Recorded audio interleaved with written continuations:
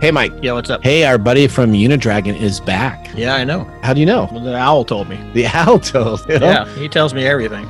Yeah, we've talked about this guy before. He's the puzzle guy. He's the puzzle guy. That's correct. They do, of course, have the owl, and the owl is available for you to now get with Prime free delivery. Awesome. We've made it easier for people to find the owl. Yeah, I know. The owl told me about that, too.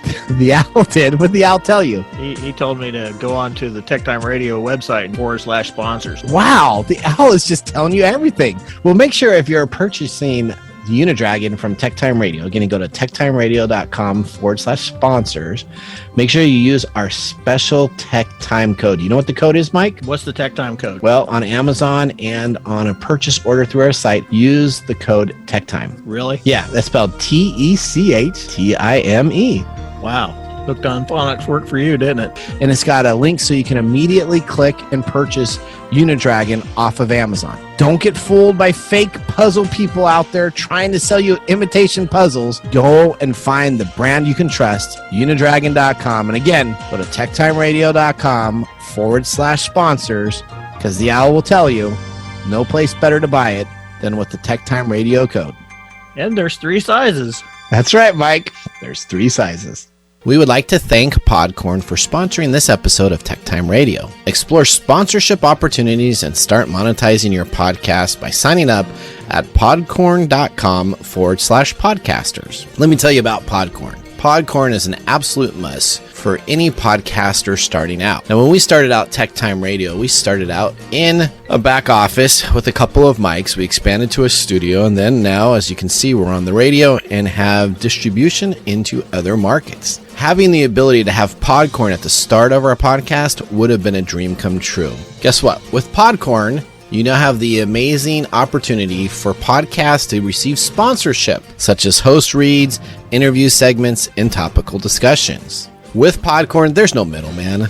Podcasters of all sizes can browse and choose opportunities right on their platform, set their own rates, and collaborate with brands directly without exclusivities.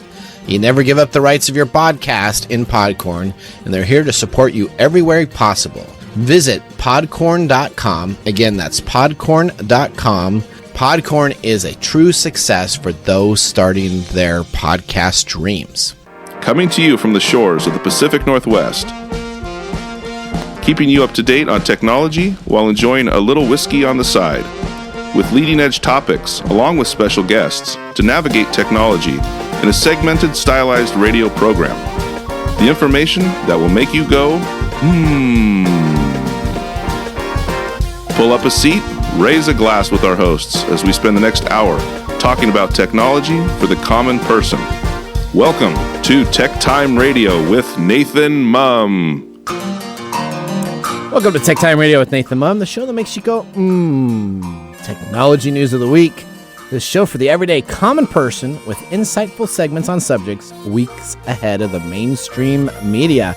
I'm Nathan Mumm, and welcome to our live show on YouTube on TechTimeRadio.com. You can watch the full stream. And, of course, you can go to Twitch.tv. You got it? I got it. Twitch.tv and watch us also. On this hour, we're going to be giving away a subscription for a bag of Story Coffee. So if you're the first caller to call in and talk with David at 425-373-5527 or 188-298-KKNW, which is 188-298-5569. Make sure you call, and David will get you a list, and we'll get you a bag of Story Coffee. The best coffee. It's really good coffee, so call. In the Pacific Northwest. Forget Starbucks. Who's that guy that's in charge of that? All right, okay. So we are live streaming from 4 to 6 p.m. on Saturdays. If you catch us Monday, Tuesday, Wednesday, Thursday, Friday, or Sunday at a different time, we're not going to be there. So, you know, everybody knows what the days of the week are, right? Well, I just like going through that to help everybody make sure they know. So visit us at TechTimeRadio.com because you'll have all the information, all the great news, information, up-to-date items. You got our blog post, which will have certain specific deals, and you can see if we liked our whiskey or didn't like our whiskey. Last hour, we actually gave 2 thumbs up to the Edmund's Own whiskey, so that was nice to have a good product whiskey. Here. It was. So our 2-hour technology show that has a simple format that you do not have to geek out. On our second hour of the show, we have our letter segment reading today's funny email scams and funny phishing attempts sent to me during this week. All of them this week. I said that one time and then it wasn't a week. It was like 2 days older. So I made sure to highlight everything just this week. We got one that's probably in my top right now. It's going to be my top phishing attempt that I got. This is a fun one. So somebody decided to try to do something, which we're going to talk about in just a bit. I got one on my phone. Did you? I said you had to send that over to me. Yeah, I forgot to send it over. Oh, it's okay. Send it to me this week so I can maybe put it in there. We can put some audio back in and someone listen to you. It's a robot voice telling me I'm in violation of some FBI law. FBI law, and you're going to go to jail soon if you don't call this number right now? Yeah. Oh, I love those. Those are great.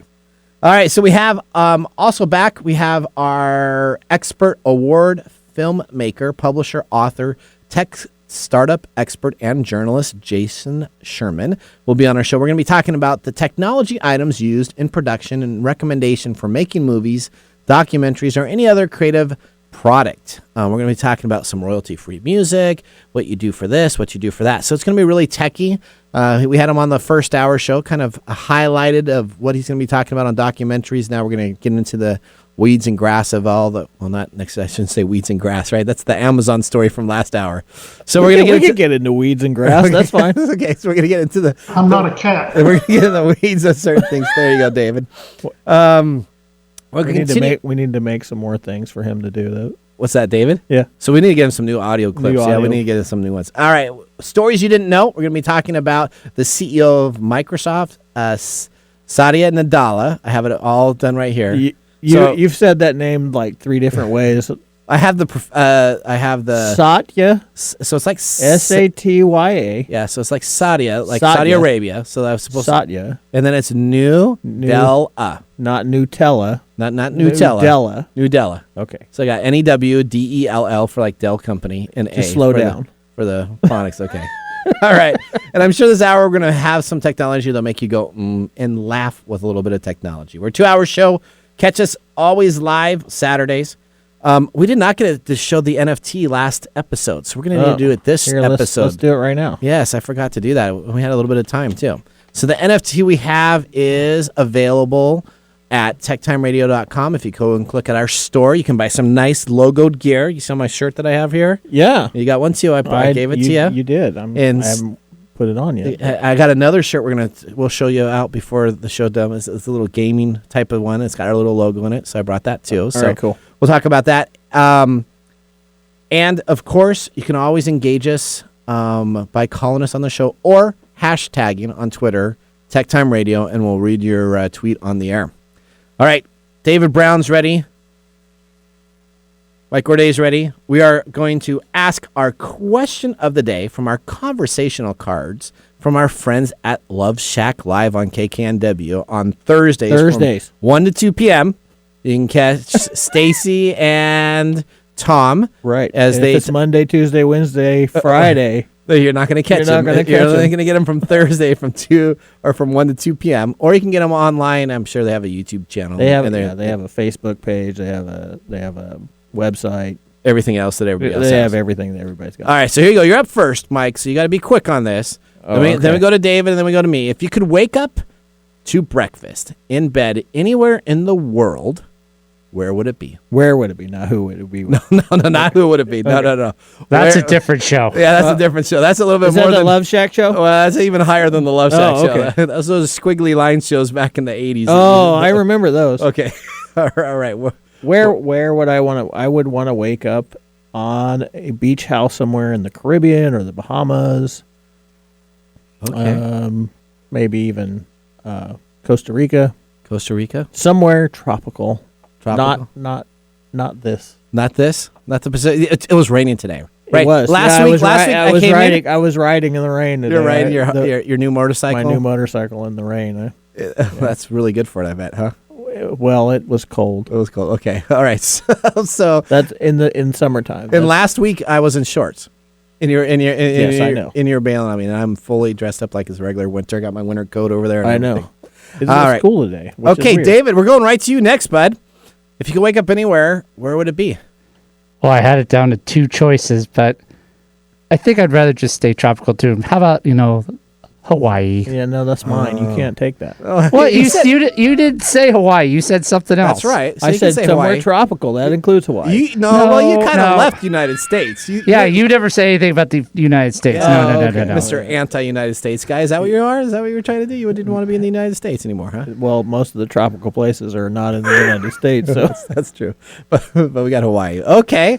And mine, are you going to be surprised about this? Mine would be in the Ivory Coast in Africa. yeah, I'm not surprised by that. You're not surprised? Because you've been to Africa. I've been to Africa. I lived in Africa for 3+ years as a child growing up. Now, the question is, why the Ivory Coast in Africa? Well, see, that's where so actually it's probably incorrect. It's probably really Botswana, if I was to say it honestly, because I have friends that are there. Mm-hmm. They have a safari company that I know really well. I'd probably like to wake up there because I'd be safe. The Ivory Coast is not safe right now. But when I was a kid growing up, I lived over there for 3 years, and I have nothing but great memories of it. And Even the malaria. Even I got malaria. I got deadly sick for like three months, and all I ate was vanilla yogurt. So let me just tell you, I have never had vanilla yogurt again in my life since I was there. know what to get you for your birthday. No, vanilla yogurt, I will just throw up. So that was the only thing I could keep down in my stomach. I got deadly sick there, but it was always warm. And as a boy growing up, you could go with your shorts on, no shirt,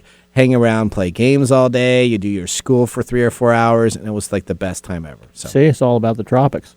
it was kind of nice to have that warmth there, right? Especially when you wake up today and it's raining and you walk outside and you're trying to print out your script for the day and it gets water in it and you have to throw it away and get another thing. And so, yeah. Where's your printer? My printer was outside my office, my remote office. So I walked outside. I ran out of paper. Oh, okay. So I walked outside the first time and all my paper got wet. So then I got all mad and I go recycle it because I'm a nice guy. I didn't throw it away. So I recycle it.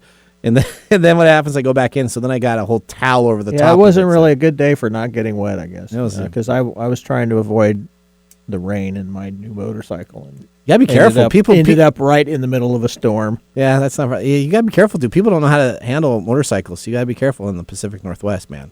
Oh, yeah, I know. We don't know how to drive in sun, I almost rain, snow. get wrecked into all the time. Yeah, okay. All right. So there we go. All right, let's move into our first segment. We call this Letters. Letters, we get letters. We get back and back of letters. Ah, letters, we get letters. And the letters all have songs. That's my All favorite. right. You like that music, don't you? All right, here we go. From FS360. Is this the one? Nope, not yet. Oh, okay. FS360, this FMD pool at Merrell, MERRELL.PL. Okay, but it's from F360. Mm-hmm. Your 2021 TransUnion, Equifax, and Experian credit scores need to be improved. Okay. Click here for more information on how to improve it. So you click here, right? So you click on this. This was sent Wednesday, June 2nd at 1:51 p.m. to Nathan Mumm at hotmail.com. Oh, I just put my email out there. There you go. Boy, you did. Nathan Mumm at hotmail. Now you're going to get a whole bunch of stuff. Yeah, I can get it. So you can send me Nathan Mumm at hotmail.com, and I got a gazillion and a half filters, so I'll just delete you too. So check your TransUnion Equifax Experian score. Gives you a link. First thing you click on the link, it asks for your name, Okay. asks for your birth date, Okay. asks for your address, Okay. and then asks for your social security number. Oh, there it is. So That's the one. So if you put them in, so I put in a fake social security. I actually went through this whole test. Put in a fake social security number. Then it comes on up and says, alert, we have found bad credit on your account. We cannot improve your score. Please call us. Okay, so then they gave a 188 number, so it wasn't a 1-800, but essentially a free call. So I called the number, the 188 number, called it and said, oh, because I like doing Was these this a things. live person you talked to? So the first person I got said, oh, please wait, we are concerned about you. We understand. So it was like a voice recording. And then all of a sudden you hear a click, and then it comes up with somebody with a heavy accent and says, hello, I'm here to help you out. And I'm like, okay, how can you help me? Well, I need your name, social security number, and any credit card that we have so we can check your history. Oh, wow. on it. So they had now. Boy, that's pretty good. Yeah, so they wanted to check my credit because it's a credit report. So they wanted to, so any credit card issues that I had, I would give the credit card. So I gave them social security, I gave them my name and all that, and And then I gave him both a fake credit card and a fake thing. He said, "Oh, hang on just for a second." And then he realized that I was scamming him. And then the guy swears at me on the phone. I know. What the heck? No, dude. I know. They get so mad at you and try to make it about you. So all of a sudden he dropped F-bomb and profanities and all this stuff right at me. And I'm like, dude, you're the one trying to scam me for money. What the heck are you swearing at me for? I know. Slams the phone down, end of call. So guess what? I didn't get my 2021 TransUnion Equifax scores increased. Oh, I know. So what is this taking advantage of? This is taking advantage of social engineering of getting your information that you have, right? This is making you afraid. Because, and here's the thing, the interesting thing about this is a false fear. Yep. Right? So we live and die by credit scores these days because we've been taught that this is how we get along in the financial world. Yep. So this type of thing takes advantage of that fear that we've been given because of the socialization that we have in this modern society. They're taking advantage of your fear. They're trying to get you the information that you need, that you are not supposed to be sharing and they're going to do what with it? They're going to then immediately try to use my credit card and make a purchase. Right. Yep. All right. Or drop F-bombs at you for calling them out for being that's fake. crazy. All right. Story number 2. I got 3 of these. 3 is the big boy. Story number 2. I got an email from admin service at dinastrat@hotmail.com. Email notification, Microsoft account information. Starting on June 7th, 2021, customers that have yet to update their account will no longer be able to log on to the recent security upgrade. Spelled wrong again. Please follow the link below to report your account. So I don't know if I'm supposed to report it. And there's a link that says update.email. When you click on that link itself, it did only information saying we have now alerted Microsoft, which essentially they were searching for to make sure that email account that they sent me to. This is just an email check. Just an email check, and that I probably have a Microsoft application because it says Microsoft account info, so they can put me on a list of this email is legit and somebody will answer, and if you send Microsoft related items to it, they're going to respond. Okay, so before we get into this awesome one, yeah, what are the things that we're looking at for somebody who doesn't really understand these types of things and needs to understand these types of things? Somebody that's going to be more careful about their clicking on links. What's the first thing that we need to look at?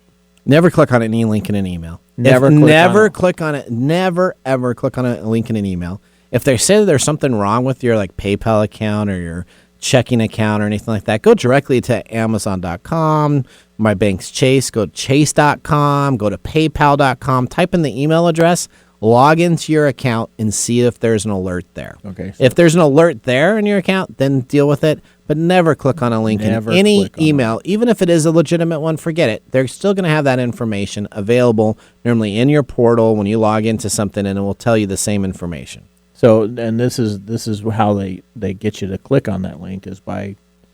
Did you know that when you have a fear response, it basically takes away your ability to think constructively or critically? Does it? And that's what they're doing. That's what they're trying to do. They're trying to get you to just automatically go and click that link because that is their clear solution to your fear that they've just generated with this BS nonsense that they gave you. Well, here's the best one. I love this one. So this is golden. Sent to Nathan Mumm at Hotmail. Okay, so there you go. Search for low rates. This is from apply.amerisave.com offer. And the email address is news@memorynear.com. Okay. So a little bit. So search for low rates. Lower your mortgage payment rates with historical lows that you'll never regret the money. You calculate the savings, a new rate.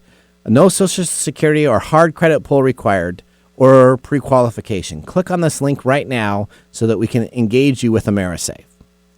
While clicking on the link, if you click on the link here, it doesn't work. So it's bad link. So it doesn't work.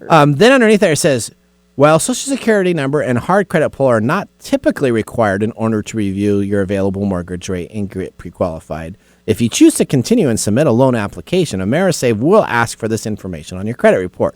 Click on this link here to fast track your process now. That link works. Gets sent to something. Underneath that, hey, 2 college girls really want to meet with you. Choose your gal now. Don't wait. Now is the time. Okay. So clearly, cut and paste didn't. Yeah, somebody was a little off on the cut and paste. So there. cut and wait is that now. Let me just tell you, don't wait. The time is now. Choose your gal. So there's no link to click This is on. a mortgage dating site. Well, hang on. It gets even better. So it's like, okay, great. There's 2 college girls who are going to help me with my Social Security loan that I'm going to get taken care of, right? Okay.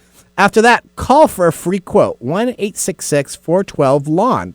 Your all-expert lawn care, 50% off My Green Resources. Are they going to send the girls over to take care of the lawn? So essentially, in this spam email, I got a mortgage rate available to me, I got college girls available to me, and lawn care. Now, when I click on the lawn... That's a really good package deal. Now, when I click on the lawn care for the local experts, your America's number one quote, when you click on the link, it essentially goes back to the same link that they have for the mortgage rate. So if I'm trying to get great lawn service, I can't because it goes to my pre-qualification shortcut where I can put my Social Security number and information. So there you go. Keep your dating sites and lawn care sites separate, buddy. And your mortgage sites. If you're going to cut and paste, make sure that you're doing a much better job. That's awesome. Whoever paid for those phishing attempts got an extra dose of different items that were available. He's just trying to get everybody. So he's trying to get it. It's like, oh, I don't have a mortgage, but I can do this. Maybe you want to date some college girls. That's right. All right. Dude, don't get me started about my email. I hate my email. There you go. All right, we're going to take a commercial break. When we come on back, we got our expert here. We're going to be talking with Jason Sherman. We're going to be talking all about how we can have a successful production of a documentary or a movie. Upper Left Corner is a PNW true crime podcast now streaming on all major podcast platforms. If you get excited when your favorite true crime podcast tells a story about a place that you've been to or the town that you live in, then Upper Left Corner podcast is for you. Each week, I tell you a story of a crime that has taken place in the PNW and give you background about the town the crime occurred in. If you like true crime, check out Upper Left Corner podcast, now available on Apple Podcasts, Spotify, Google, and more. Ace Hardware is a helpful place with prompt, friendly service, knowledge, and the little things that make a big difference. Service. Selection. Advice. Community involvement. Competitive prices. Convenience. Located near you. And the things you need, such as house keys, lawn and garden, plumbing, electrical, hardware, grills, outdoor living supplies, and even nuts and bolts. When you visit Ace Hardware, you'll be greeted at the door and given the help you need. So come visit us at Ace Hardware in Evergreen Way in Everett, Lake Stevens, and now Stanley. Ace is the place with the helpful hardware, folks.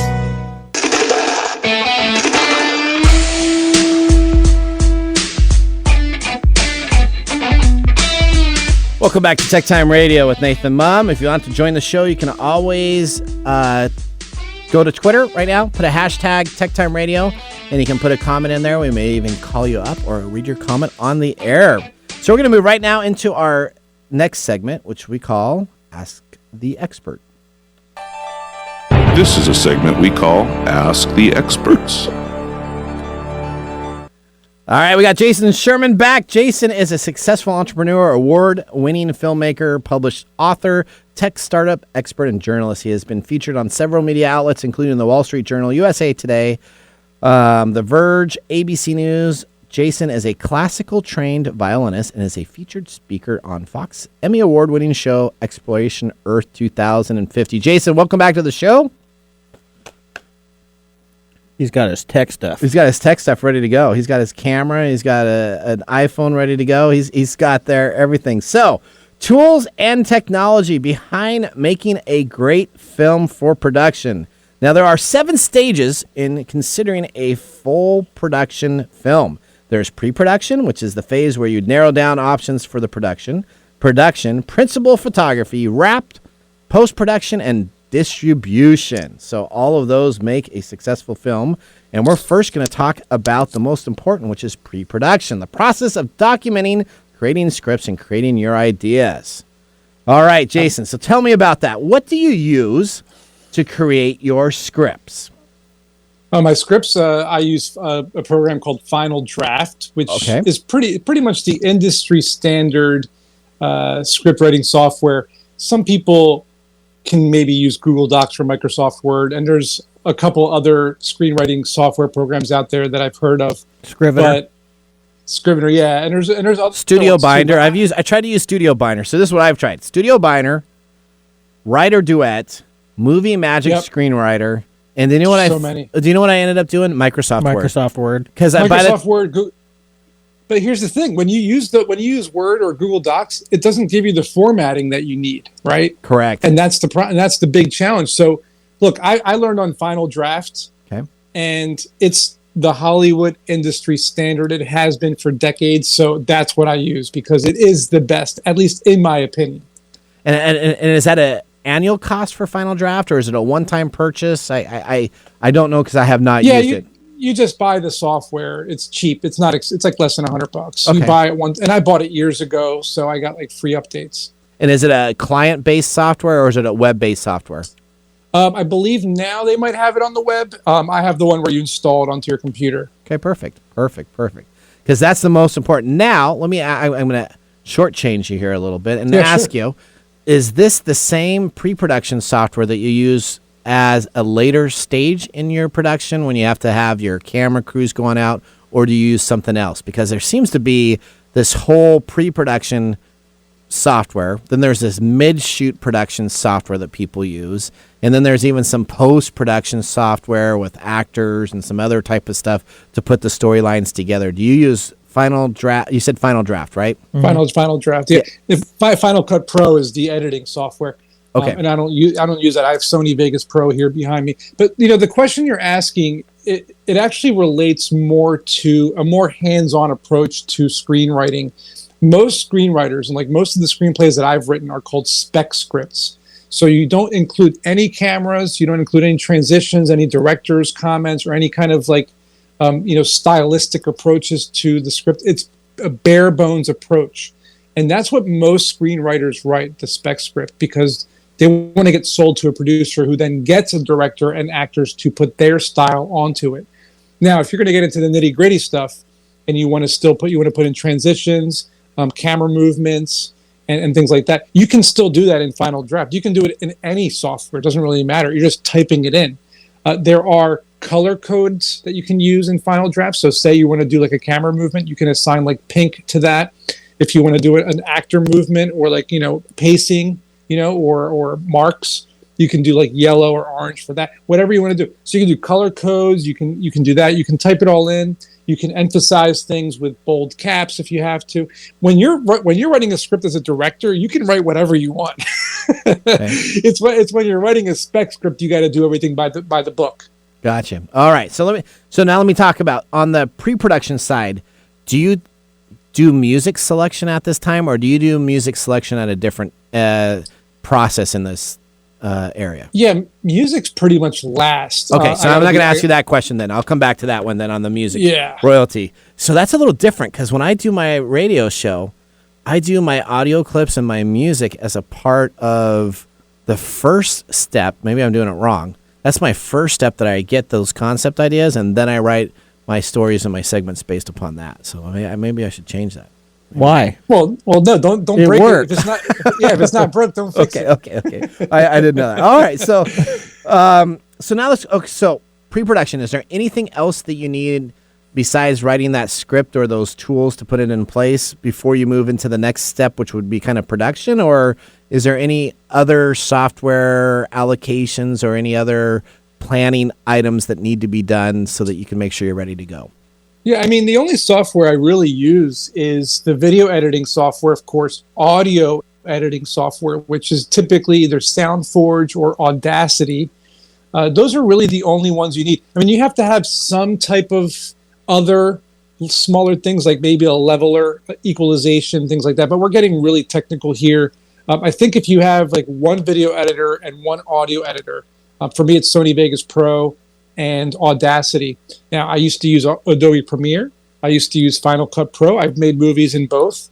I just prefer the ease of use and the plethora of features that you get with Sony Vegas Pro. It just makes your life so much easier.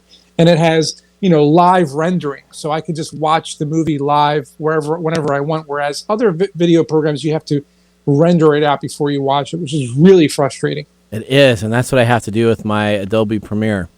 Because it doesn't do live editing on a lot of my stuff. If I could do some HD stuff, I have to wait for it to encode. I have to wait for embed. And how long does that take? Sometimes that takes like 45 minutes. Yeah, it takes a long time. Yeah, 45 minutes. My wife, because she has a preschool, and she has some kids that are staying home at COVID. So I do every Monday, Wednesday, and Friday, I do an hour deal for her people that are streaming, and I do a way better than any preschool would ever get. So let me just tell you that. We got intro music, and we need got a back pat there. I do. There you go. Thank you, David. David's patting my back. But it takes so long for me to get the video files and render them in. It takes about 45 minutes just to render the videos into the software. And this is Adobe, so it's supposed to be like the best. And then after that, then when I'm done editing it, then I have to export it out. So that's another 45 minutes to an hour. So it's like 2 hours. And just there's nothing worse than getting that final thing and looking at it and realizing you need to re-edit. I forgot to put the new date in it. So I'll re-render a whole show just to go back if I didn't have the right date in it, and then it's just okay. Yeah, all right, try that with a feature-length film that's an hour and a half long, and it takes 24 hours to render, and you have to change one thing. Yeah, that's hard. So use Sony Vegas is what you use, right? And so best program. It's the best program. Is it easy to use? So let's say someone's out there. You said it was easy. Okay, super easy. I know what you're going to be doing when you get home tonight. A caveman can use it. Whoa, a Nathan can use it. So, you know what? So I have a list of all the stuff that I have used. So I have used Adobe Premiere. I've used I've used VideoPad. I've used Final Cut. I've used iMovie. I've used Encrawl. And so I've used all of those. And my favorite one of all of these, but it doesn't do all the things I want it to do, is this VideoPad thing. I paid $19 for it. So it's like kind of one of these freeware / a little bit more, which was easier to use. I could cut in the Adobe, takes forever. But it has this merge feature, which I don't know. Maybe the Sony Vegas does with the different audio channels where they can merge it. You would probably like it. See, that's actually a good point. It's hard to see, but all the audio underneath here. One of the things I really like about Sony Vegas is it's Sony, right? And Sony is known for audio. So they have this amazing audio editor built in, which is basically SoundForge, Sony SoundForge. And I mean, that's one of the things I love about this program is the ease of use of the audio features, audio editing, as well as the video features. Everything's built in. Like a lot of audio and video stuff, you have to do it yourself in like Premiere or Final Cut. You have to build transitions. You have to build text. You have to build things. Well, not in Vegas. It's plug and play. It's drag and drop. It just makes editing fun. You know what I mean? Next week it's going to be all about the Vegas. You know what, I am Sony Vegas. I already know you. He's put his stamp of approval on it. You've pre-bought this. I know you have. Absolutely. So I need to do this. So let's talk about the audio editing software, because there's Audacity, which is free. Right? That's a good one. Yep. And it works really good. I would just recommend Audacity, to be honest with you, because it really does everything you need. You have to cancel out the noise, which is number one. When you interview somebody, you have to cancel out the noise. It does that very easily. You want to do some equalization, whether it's a treble boost or a bass boost. You want to do some kind of compression and hard limiting so that it's not hitting peaks.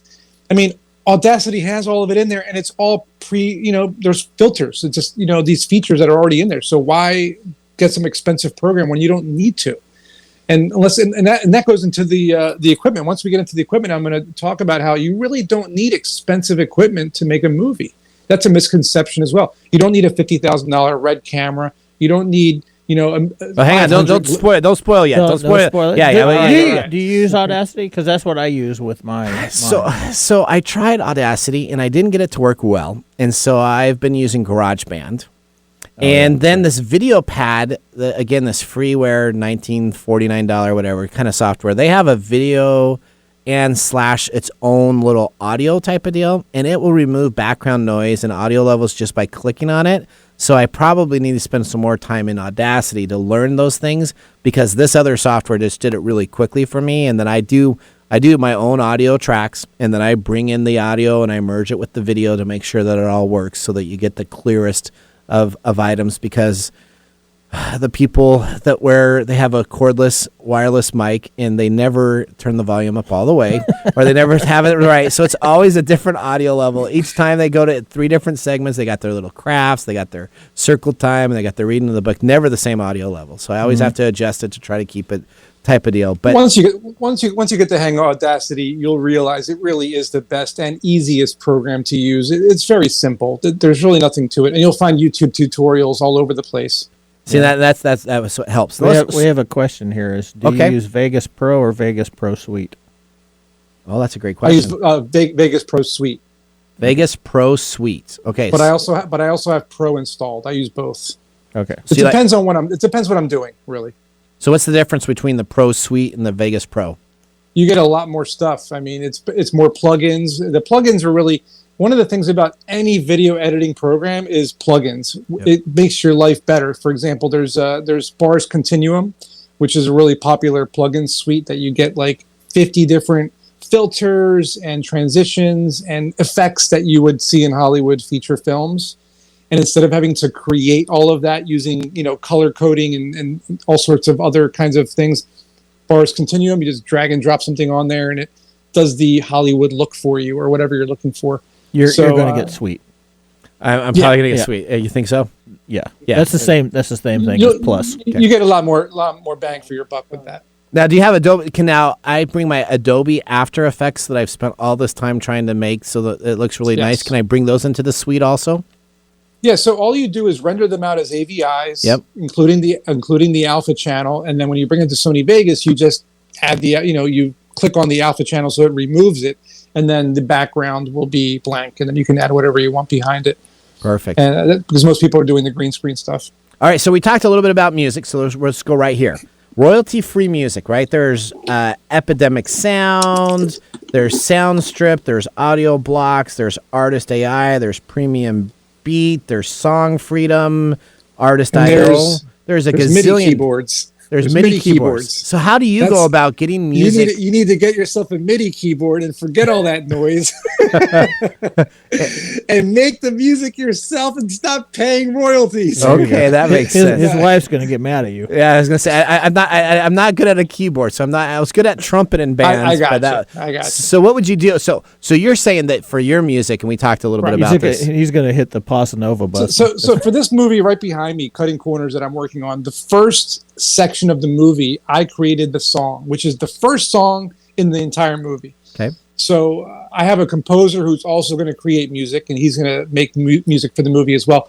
But there are also moments where I might purchase a royalty-free song. I mean, both of my past movies, I purchased royalty-free music, and I found bands or musicians who had the type of music I was looking for, and they gave me a large chunk of a repository of their albums, for example, so that I didn't have to kind of look around for a lot of different music. I could just use all the music that they had in their albums. So that's something you should also try to do, is try to find, an album or a group, that has a lot of the music you're looking for in the particular style, so that you don't have to look for a lot of music, because it's hard to find the kind of music you're looking for.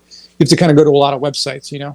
So your movie, I've done that. Your movie, you're just going to call up Enya, so you can have all that. Yeah, there you go. That music all that. Whoa. Okay. I got an artist to do that for me once for one of my projects. Oh, really? To give me some original music. I had to go online to Fiverr. Yeah, and have somebody do it for me because I'm just not that talented. Fiverr's a whole different thing. Is that a different thing? Yeah, that's okay. Sorry, Fiverr. Sorry. Okay. All right. Well, we're gonna go to a commercial break. When we come on back, here's my question: what is the best camera? Don't tell us now. What is the best camera to use to produce HD quality 2K/4K/ industry standards for all of us to have? And we'll see you right after this break. Hello, my name is Arthur, and my life's work is connecting people with coffee. Story Coffee is a small batch specialty coffee company that uses technology to connect people to each product resource, which allows farmers to unlock their economic freedom. Try our Medium Roast Founder Series coffee, which is an exotic bourbon variety that is smooth, fresh, and elegant at storycoffee.com. That's STORI coffee.com. Today you can get your first bag free when you subscribe at storycoffee.com with code TechTime. That's STORI coffee.com. Hi, this is Lisa Downs, host of Reigniting You, a new show here on KKNW that explores a variety of topics and timely issues for making mid to late career transitions. I'll be here every Wednesday afternoon at 3 o'clock bringing you guest interviews, career transition advice, and great stories to guide you to what's next in your career and life. Gain a renewed sense of purpose for your next phase with a positive, forward-looking approach. Get ready to be re-energized, recharged, and reignited Wednesdays at 3 o'clock. Welcome back to TechTime Radio. I'm your host, Nathan Mumm. We got Mike Roday here, David Brown behind the board, and we have Jason that is helping us understand how to produce a documentary or movie with technology. And the question when we left to the break was, what type of hardware should I use to produce my films? So, Jason, we're coming right back to you. What was your number one recommendation? Is that an iPhone? Looks like there? an iPhone. This is a DJI Pocket. Okay. Connected to an iPhone as the screen. Okay. It's a smooth gimbal, so it moves very smooth. It does slow motion, but the camera is actually this little guy, and it's believe it or not, this shoots in 4K, and I use it for all my B-roll. But of course, when you plug an iPhone into it, then you get the big screen, and it makes your life a lot easier. And I recommend a DJI Pocket or any kind of gimbal device as your B-roll, your secondary camera, and always use an ND filter. An ND filter is one of the most important things because it'll cut all the sunlight from hitting the lens, and it makes it look crisp and clean, and you get lens flares. So ND filters for any of your cameras are very important to use. I also use the ND filter on my drone camera, so it's built in there as well. DJI is also what I use for my drone camera as well. That shoots in 4K. Whenever you can shoot in 4K, you should. It's not just the quality of the camera or the resolution that matters as much as when you get 4K, you can zoom in post-production because you get that double, you're getting 4,000 pixels versus 1080p 1920. So it gives you a little bit of flexibility. So when I'm shooting a drone shot of like a building and I'm far away, I can zoom in either slowly or quickly, and it looks really cool. So your iPhone, so is it iPhone 10? What type of iPhone do you need to have to get the gimbal and the filter on it? What's your minimum? Well, that doesn't really matter so much. I mean, what I'm using right now to talk to you guys is an iPhone 11 Pro. Okay. And then I have these moment lenses that go onto the back of the camera. These are expensive lenses. These are not cheap lenses. These are about $100 a piece. But they'll do, wide angle or telephoto, and also anamorphic, which stretches it out and gives it the nice blue lens flare you see in a lot of movies. So the moment lenses are really good with the iPhones. When it comes to the gimbal, I'm just using an iPhone SE, just a standard iPhone. That doesn't matter because I'm using it more for the screen, to see what I'm looking at. Now, in terms of what camera I use to shoot the majority of my movies. Now, you asked what the best camera is. I mean, obviously, there's RED cameras. There's a big fight between Canon C100, Canon C300s, and then the Sony FS series, which a lot of people like. There's also Panasonic cameras that do really well, Nikon cameras. I mean, you can really go with any camera because, again, it's not about the camera. It's about how you use it. Okay. A camera is just a tool. So I personally use the Canon, and this is outdated, by the way, but I use a Canon 5D Mark III. This is a Canon 5D Mark III. This is a 135 millimeter lens, which means this gets out there, pretty far if I need to. But every filmmaker should have what's called a prime lens. This is not zoomable. It's very small, which means when you're filming someone up close with that lens on there, it's a really high depth of field, which means very blurry behind them. So you definitely want to use a prime lens for interviews. This is more for when you're out there shooting, real footage that you need to capture, whether it's far away or not. And there's a lot of other lenses you can add onto a camera like this. I just have a couple that I'm showing you here. So how much B-roll do you shoot? So if you're doing a film like this and you're saying, is it like 2-to-1 ratio versus your primary stuff, or how much would you shoot on that iPhone as a B-roll type of deal? Yeah, and the iPhone doesn't actually do the shooting. It's more the pocket and the drone. But I also shoot a lot of don't get it completely twisted. I do shoot a lot of B-roll with the standard camera too, because you get a lot of beautiful artistic depths of field with a camera like this. Okay. But when it comes to B-roll, it's going to be a large majority of the film, because you can't just keep showing people talking on camera, and you can't show the narrator talking, because what are you going to show, him talking into a microphone? Right. So everything the person is saying on screen, you have to show, and it's very difficult. It's very time consuming, but you need to shoot. I'd say a documentary is probably 80% B-roll. That makes sense. So let me ask you a question. Are you going to become a documentarian there, buddy? No, I don't know. No. I'm just learning. I like learning, right? So let me ask you, would you ever rent any gear from like Lens Rental or ShareGrid? These are companies that have like production items that you can rent from. Would you ever rent from any of those? I see them all the time in some advertisements, and I don't know if I would ever rent gear from somebody. I'd be like, man, I can just buy it someplace. So would you ever rent gear?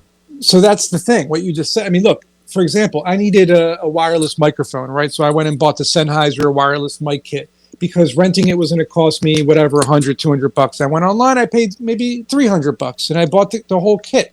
I own it. Renting, I've never rented, but I've heard of people renting and then they had to, pay a lot of money for it, but then they had to return it, and then they needed it again, and they couldn't. The place was closed or it was out of stock. Why would you do that to yourself? When you're a filmmaker, you need to be ready to get your camera and go film on the drop of a dime. A lot of times it's guerrilla tactics. I mean, you got to run and gun, right? So you can't rely on driving to the place, renting it, and then maybe it's out of stock because someone else rented it, or you don't have the money to rent it. Save the money you have to buy whatever equipment you need, piece by piece. Don't buy it all at once. Buy a camera, then buy a tripod, and then buy a wireless mic, and then buy a drone. Buy a piece by piece. Maybe what you can do is what I did when I started out, is get jobs as a videographer to fund your operation, right? Gotcha. And every time you did a job, you make $500 or whatever, buy the next piece. Mm-hmm. Gotcha. That makes sense. All right. Last question for you here. What is the most important aspect, the wrap, the post-production, or the distribution to get your movie made and out there for people to use? I mean, that's a pretty easy answer. I think it's going to be post-production. What I'm doing, I'm sitting here editing this film now. I mean, the process of post-production is taking me months and months and months. I mean, distribution is relatively easy if you have a good film, right? Filming it is also, I want to say, probably easy as well, because you're just out there filming. It's fun too. Post-production is intricately detailed, very difficult, time-consuming, tedious, and it's frame by frame. You got to get it right. So, I mean, yeah. Would you call it drudge work? Yeah. Yeah, man, it's definitely, look, I've gotten it to a point where I've learned to enjoy it, because I'm creating something out of nothing. And what I'm creating, I realize people are going to be watching it. That makes sense. Mm-hmm. Jason, we want to thank you very much for your time today. How can people learn more or get in contact with you? Easiest way is my website, jasonsherman.org. They can learn all about all the different things that I do. And also they can check out cuttingcornersfilm.com, which is the current documentary I'm working on. Perfect. Thank you very much for joining our show. Yeah, thanks a lot. Thanks for having me. Appreciate it, guys. We're going to head out to a commercial break. When we come on back, we got our final segment, and we're going to be talking about the Microsoft CEO and stories you didn't know. I'm Nathan Mumm. We got Micro Day here. I have it. Satya Nadella. There you go. There you go. All right. We'll see you guys after the break. Hello, Seattle.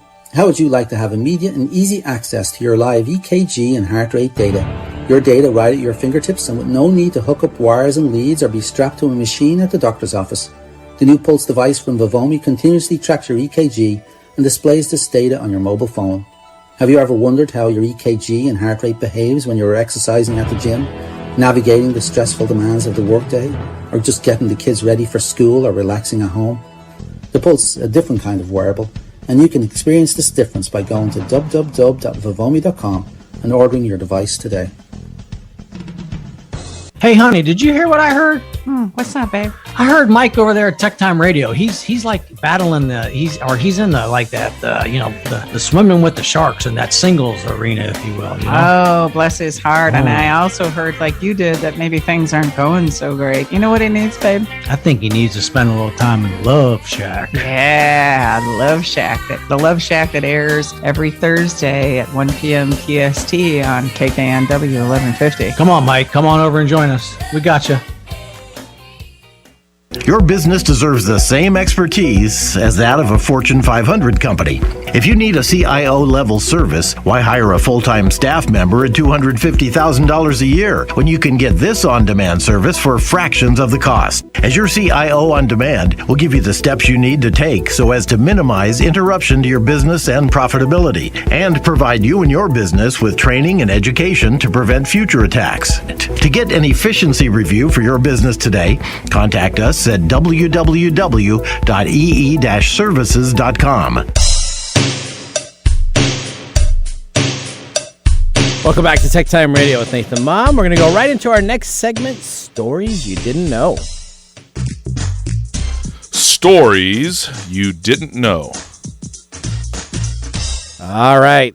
Satya Nadella is the Chief Officer CEO of Microsoft. Under him, Microsoft has more cloud computing revenue than Google, more subscribers than Netflix, and nearly $1 trillion market capital before joining Maybe Microsoft. Netflix needs to come and talk to him. So you know what's really interesting? I actually supported this guy. So I was an executive support. When he was in line to... Oh, are you talking about it? At Microsoft. Actually, okay. So when I was at Microsoft, I actually supported him and actually did work on his computer. Okay. So it was a pretty chill guy. So he was non-confrontational, very easy to work with. He was a VP at the time. But let's talk about him. He joined Microsoft as a young engineer in 1992, a year before I did. In 2000, he secured his first executive role as vice president of Microsoft Central. Since then, there is no looking back for this Indian-American engineer. The following year, he was promoted to the corporate vice president of Microsoft Business Solutions. By 2007, he was the senior vice president of Microsoft Online Services and was put in charge of Bing. Microsoft Bing is all about him. So he created the Bing. That was his whole thing. It's now Microsoft Bing. Yeah, right? so it used to be called Bing. Yeah, now we talked about that. It was renamed. Yeah, that's right. Microsoft Bing. So make sure you get that right. He has overseen as the president the Server Tools Division, Azure Cloud Platform, SQL Server Database, and has essentially taken the reins on February 4th, 2014 from CEO Steve Ballmer, who decided to step down. Okay. Steve and his wife, they're the nicest people. You can ask my wife. His wife sent my wife like flowers and thanked him for a bunch. Yeah, so never mind. Okay. So that's awesome. We're not talking about We're not talking about it. All right, so him and his wife are part owners of the Seattle Sounders FC, a major league soccer club. Mm-hmm. He's an avid reader of American and Indian poetry, and he's passionate for cricket. Wouldn't surprise me. Does he have a mega yacht? So his net worth is $320 million. So he doesn't have a mega yacht. So he doesn't because he's not like a billionaire. So or he's only a millionaire. Bugatti pool table. All right, he's been awarded in 2019. He was awarded the Financial Times FT Person of the Year. Mm-hmm. Microsoft was at risk of a technology irrelevance, but the chief executive officer has turned Microsoft around and is considered the Barron's World's 30 best CEO and has been an active participant on that list. His autobiography, Hit Refresh, explores the life and his career in Microsoft. It elaborates on how technology will shape the future. Now, his philanthropic ventures include serving on the board of Fred Hutch Cancer Research Society and members of the board of trustees at the University of Chicago. Right. All proceeds from his book, Hit the Refresh, were given to all of Microsoft's charity philanthropic items that they wanted to participate in. So he didn't make any money off his book, which is pretty common if you're a CEO of a company. You get that taken care of.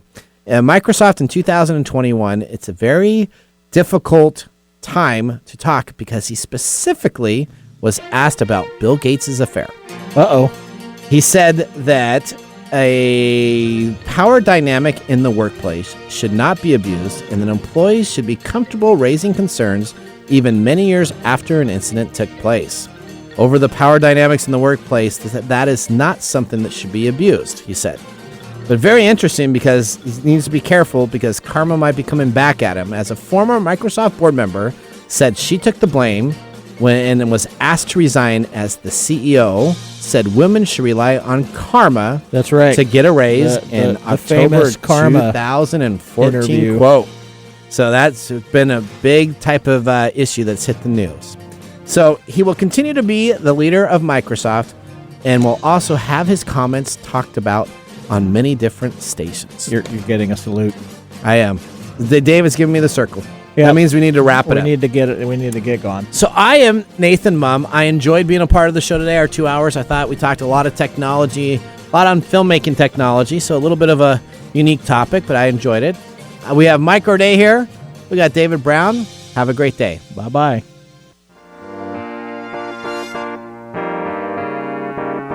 Thanks for joining us on TechTime Radio. We hope that you had a chance to have that moment in technology today. We also have a few other ways to stay connected, including subscribing to our podcast on any podcast service from Apple to Google and everything in between. And also signing up on our YouTube page, where you get to see us live in video. Yep, you can see us chat and have some fun. It's youtube.com/TechTimeRadio, all one word. We hope you enjoyed the show as much as we did making it for you. From all of us at TechTime Radio, remember, Mumm's the word. Have a safe and fantastic week.